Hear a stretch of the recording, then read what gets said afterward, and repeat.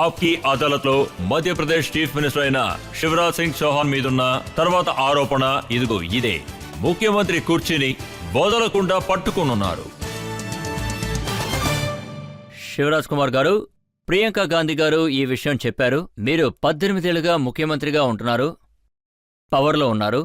కానీ ఇన్ని సంవత్సరాలు ఒకళ్ళు కుర్చీలో కూర్చుంటే వాళ్ళు సోమరిపోతులవుతారు. ఇన్నేళ్లు ఒకరే సీఎం కుర్చీలో కూర్చుంటే ప్రజలకు వాళ్ళ మొహం చూస్తే బోరు కొడుతుంది అని అన్నారు. చాలామంది మీ మొహం చూసి విసిగిపోయారని కూడా అన్నారు. 18 సంవత్సరాలుగా ప్రియాంక గారు నన్ను చూడటానికి ఏ సమస్య తెలీదు. నేను ఇవాళ సీఎంగా ఉన్నానంటే అది పార్టీ ఇష్టం వల్ల, ఇంకా ప్రజల ఆదరణ వల్ల కూడా. నేను మీకోటి చెప్తున్నాను. నేను మొదటిగా 2005లో సీఎం అయినప్పుడు నేను సీఎం అవుతానని అస్సలు నాకు తెలీదు.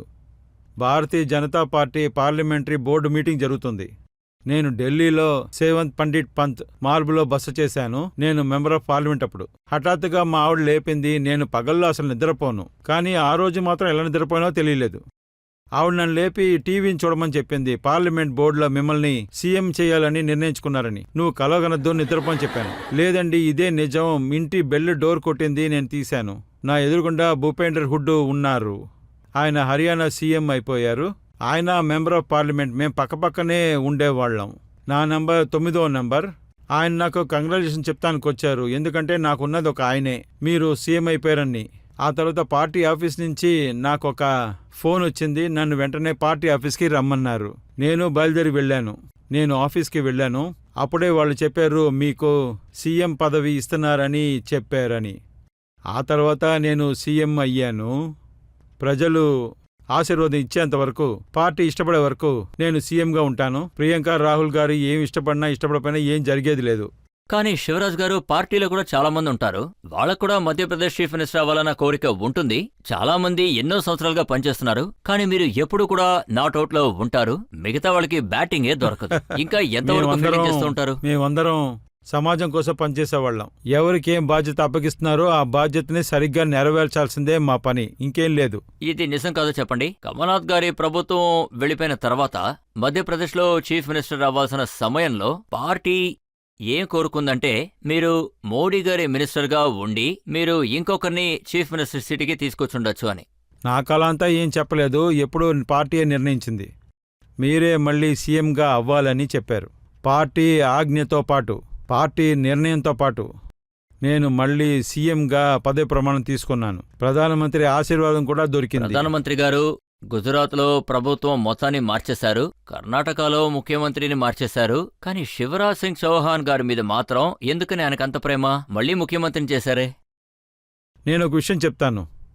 మోడీ గారున్నారు కదా, ఒక అద్భుతమైన నాయకుడు.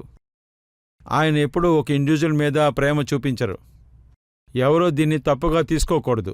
నాకు లేదు, నా మీద ప్రేమ ఉందని ఆయన సీఎం చేశారని.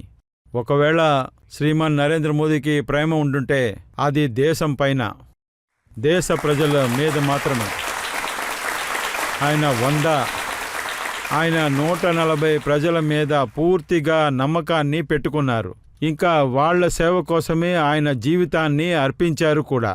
అంత లెక్కకి ఆయన హార్డ్ వర్కర్, రాత్రి పగలుగా పనిచేస్తారు. అలాంటి నాయకుణ్ణి మీరు ఎక్కడైనా చూశారో చెప్పండి? 360 రోజులు ఒకే ఆలోచన. అదేంటంటే ఇంకా ఎంత మంచి చేయాలి, ఇంకా ఎంత బెటర్గా చేయాలనేది ఆలోచన. ఆయన రాత్రి పగలు మంచి చేసే వాళ్ల మీద ప్రేమ చూపిస్తారు. ఇంకా ఏ పని చేయని వాళ్ల మీద ఎలాంటి ప్రేమ కూడా చూపించరు. ఆయన ప్రేమ ఎప్పుడు ఒకేలా ఉండదు. ఆయన రాత్రి పగలు పనిచేస్తారు. ఆయన ఎప్పుడూ ఏదో ఒక కొత్త పథకాన్ని పెడుతూనే ఉంటారు. నేను దాన్ని ఇంప్లిమెంట్ చేయడానికి ప్రయత్నిస్తాను. ఆయన స్వచ్ఛ భారత్ అని చెప్పారు. నేను మధ్యప్రదేశ్ అంతా తిరిగాను. ఇవాళ మధ్యప్రదేశ్ స్వచ్ఛ భారత్లో నంబర్ 1 రాష్ట్రంగా ఉంది. ఆయన చెప్పారు, నీళ్లను సేకరించండి అని. జల్ సంరక్షణ పథకం, అందులో కూడా మధ్యప్రదేశ్ నంబర్ 1 రాష్ట్రంగా ఉంది. ఆయన స్మార్ట్ సిటీ పథకాన్ని తీసుకొచ్చారు. అందులో కూడా మధ్యప్రదేశ్ మొదటిగా ఉంది. ఆ తర్వాత స్ట్రీట్ వెండర్ అని చెప్పారు. అది కూడా మేము ఇంప్లిమెంట్ చేస్తాం. అందులో కూడా మేము నంబర్ 1. మధ్యప్రదేశ్ ఎన్నో పథకాల్లో, ప్రధానమంత్రి పథకాల్లో నంబర్ 1గా ఎప్పుడూ ఉంది. నంబర్ 1గా ఉన్న తర్వాత కూడా ఒకవేళ మనకి ఇలా అనిపించింది అంటే మనం బాగా చేశాం, ప్రధానమంత్రి మనల్ని పిలిచి కంగ్రాచులేషన్ చెప్తారని. కానీ ఆయన ఏం చెప్తారంటే ఇది అయిపోయింది, తర్వాత ఆ 4 విషయాలు సరిగ్గా జరగలేదని చెప్తారు. ఆయనకి పని ఆకలి ఎంత ఉందంటే పనుంది అని చెప్తూనే ఉంటారు. ఎప్పుడు అయిపోయిందని చెప్పరు. ఇండియాని ఇంకా పైకి తీసుకురావాలని ఇంకా పనిచేస్తూనే ఉంటూనే ఉంటారు. ఆయన ప్రభుత్వంలో మంత్రిగాను లేదా ముఖ్యమంత్రిగా ఉండడం చాలా కష్టమైన పని కదా? కష్టమైన కార్యం కాదు, సంతోషమైన విషయం. మా పూర్తి కష్టాన్ని మేము ఇవ్వడానికి ప్రయత్నిస్తూనే ఉన్నాం. అది కూడా మేము పూర్తిగా ఇస్తాము. ప్రజల దగ్గర నుంచి పూర్తిగా తీసుకోవడానికి ప్రయత్నిస్తాం. ఎందుకంటే మన దేశం ఒకవేళ ఒక కాలంలో వెనకబడి ఉండేది, కానీ 9 సంవత్సరాల దేశం మారిపోయింది. ఇది నాకు గర్వంగా ఉంది. కానీ దీనికోసం నేనేది చెప్పట్లేదు. మా పార్టీ చేసినందువల్ల, మా నాయకుడు చెప్పినందువల్ల, వాళ్ళ పూర్తి బాధ్యతతో, వాళ్ళ పూర్తి ప్రయత్నంతో, వాళ్ళ బుద్ధి బలంతో వాళ్ళు దీన్ని సాధించారు. ఇవాళ నరేంద్ర మోదీ గారు లోకంలోనే అందరూ ఇష్టపడే ప్రియమైన నాయకుడు. లోకం ఆయన వెనకాలి నించుంటుంది. ఎన్ని విషయాల్లో ఆయన నాయకత్వం వహిస్తున్నారు. ఇవన్నీ చూస్తుంటే మాకంతా చాలా గర్వంగా ఉంది.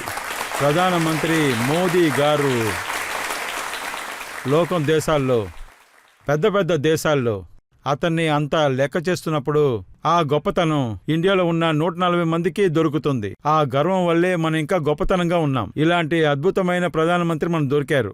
రష్యా, అమెరికా వీళ్ళెవరూ మనల్ని లెక్క చేయరు. అమెరికా ఒకసారి ప్రధానమంత్రికి వీసా ఇవ్వలేదు, కానీ ఇవాళ వైట్ హౌస్లో రెడ్ కార్పెట్ వేసి ఆయన్ని స్వాగతించి ప్రెసిడెంట్, మన ప్రధానమంత్రి నించున్నారంటే ఇది మన ఇండియన్స్కి చాలా గొప్ప విషయం కదా, గర్వపడాల్సిన విషయం. మన ప్రధానమంత్రి రష్యా ఉక్రెయిన్ వార్లో మన పిల్లలు ఇరుక్కోకూడదని అనుకున్నారు. పిల్లల్ని మళ్ళీ తిరిగి తీసుకురావాలంట కోసం ఒక ఫోన్ యుఎస్ ప్రెసిడెంట్కి వెళ్ళింది, ఇంకొకటి యుక్రెయిన్ ప్రెసిడెంట్కి వెళ్ళింది. వాళ్ళు ఏమన్నారంటే మా పిల్లలు ఫ్లాగ్తో వస్తారు, అప్పుడు యుద్ధాన్ని ఆపేయండి, అప్పుడే మా పిల్లలు ప్రాణాలతో వస్తారని. ఇండియా వాళ్ళు జెండాతో బయటకు వచ్చినప్పుడు రష్యా బాంబులు వేయటం ఆపేశారు, ఉక్రెయిన్ ఆపేశారు. ఆ తర్వాత మన పిల్లలు ఇండియాకి జై అని చెప్పుకుంటూ వచ్చారు. వాళ్ళ వెనకాల బంగ్లాదేశ్ వాళ్ళు కూడా వచ్చారు. ఇదే మన ప్రధానమంత్రి. మన ప్రధానమంత్రి ఇంకా మన దేశాన్ని ఎంత పైకి తీసుకురావాలనే ఆలోచిస్తూ ఉంటారు.